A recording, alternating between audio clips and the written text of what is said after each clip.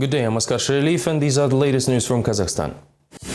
Turning the river flow down, President Nazarbayev proposed to employ a popular during Soviet Union idea to deliver the Siberian rivers to southern regions. The dismissed workers of the CNPC Aktobe Munaygas were arrested on the way home from Almaty.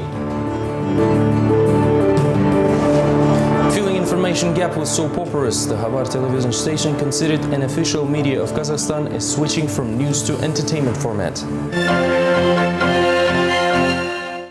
The 7th Russian-Kazakhstan Regional Cooperation Forum opened in Ust-Kamenogorsk yesterday. The talks between the two countries' presidents Dmitry Medvedev and Nursultan Nazarbayev were held as part of the event. After the talks, both presidents came out to speak to reporters. Nazarbayev's proposal to change the flows of the Siberian rivers towards the southern regions was probably the most unexpected statement. He explained his idea with the necessity in strengthening the partnership in the water resources sphere. For the sustainable development of both countries, and addressing the issues individually is not an efficient solution. The project initially was developed back in the 1980s, which was eventually abandoned. On Thursday in Ust-Kamenogorsk, President Nazarbayev has proposed to shift the Siberian rivers to the south and win over the drought. Kazakh president proposed to reconsider the Soviet mega-project to the Russian President Dmitry Medvedev during the Forum of Frontier States. Unfortunately, today the issues of water provision were not provided with the necessary attention, and the nature decided to remind this to us. The drought has resulted in the drying of the Ural River. This influences the interests of the entire Ural-Caspian population. We have to jointly work with the colleagues from China. Dmitry Medvedev replied that Russia is ready to discuss different ideas. He thanked Kazakh president for providing help in liquidating forest fires on the territory of Russia and noted that both countries have to develop innovations. Both Russia and Kazakhstan are powerful countries with great natural resource potential, but this is not enough, because simply supplying or processing of the raw materials is not the way that can provide stable development and competitiveness of the economy.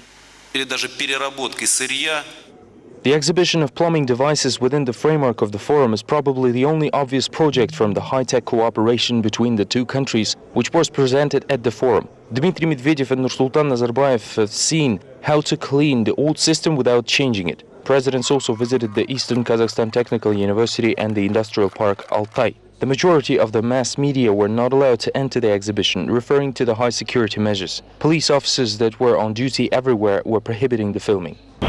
This is it, take it away. While the presidents were consulting, the ordinary citizens were concerned over the only question which is never mentioned during such large-scale forums: the ecology of the near-border city. The work of all the factories and plants was stopped in time for the forum to decrease the emission to the atmosphere. Our ecology is terrible. My son is just 51 years old, but he is disabled of the second category. It is easier to breathe now, at least for several days.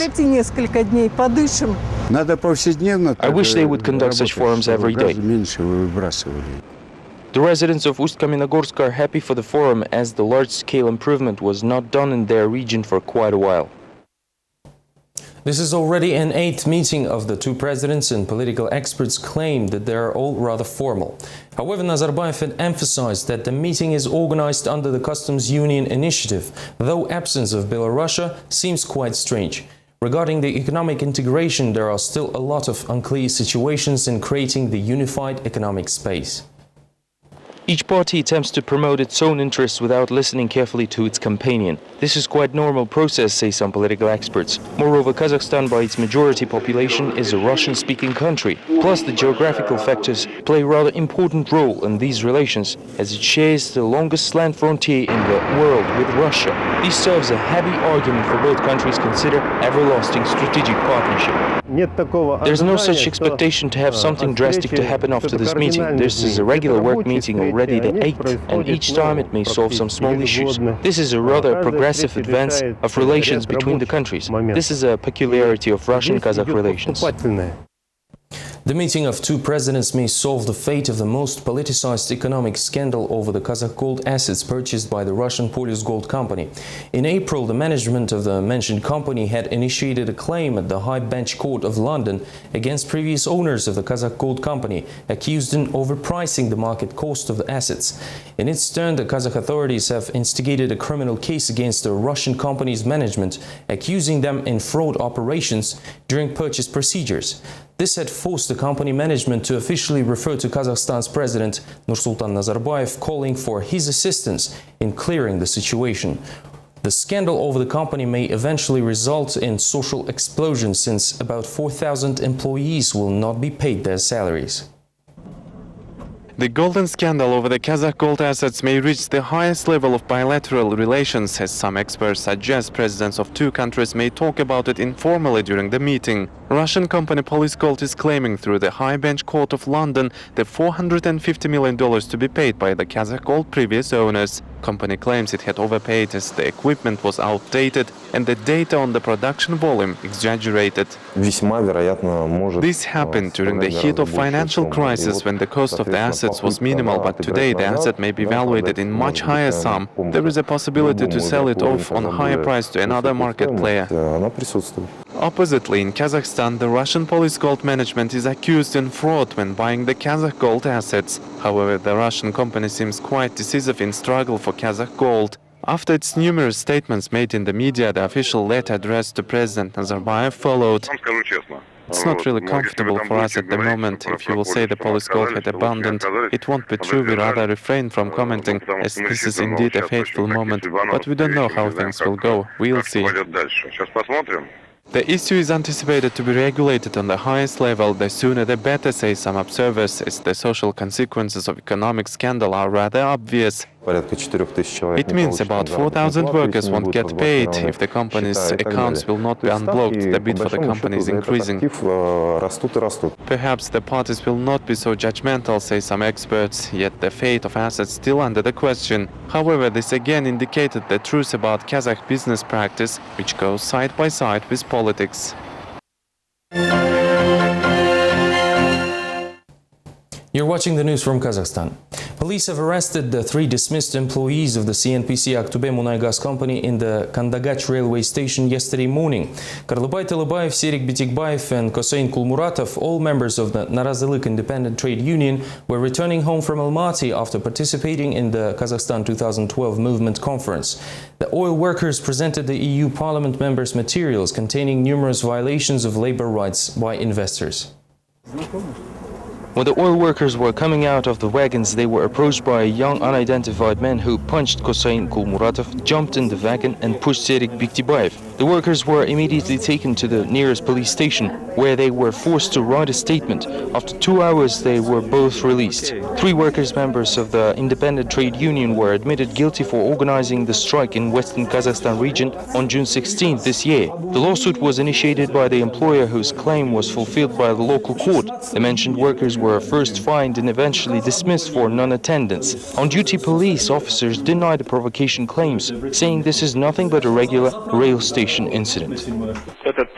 This is obviously a provocation. They wanted to make a medical test, but I said, let that guy come with us. They won't give us his name or anything. They keep him separately from us.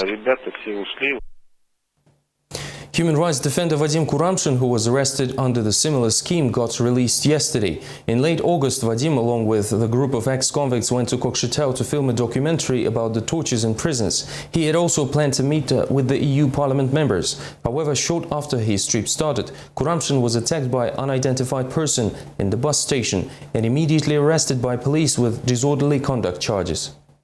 Right on the next day, the Akmal Administrative Court had inflicted Kuramshin 10 days of arrest with disorderly conduct charges. Later, the activist fellows have distributed the information which Kuramshin was personally going to forward to the EU Parliament members. In his message, Kuramshin claims that the authorities have concealed the true number of dead and injured during the revolt at the EEC 166 and 5 colony near the Granitny village.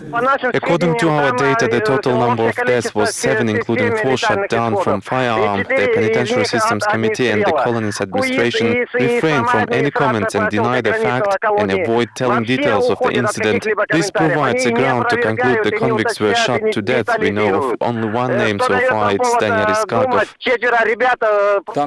I have no such data on the number of dead and injured inmates.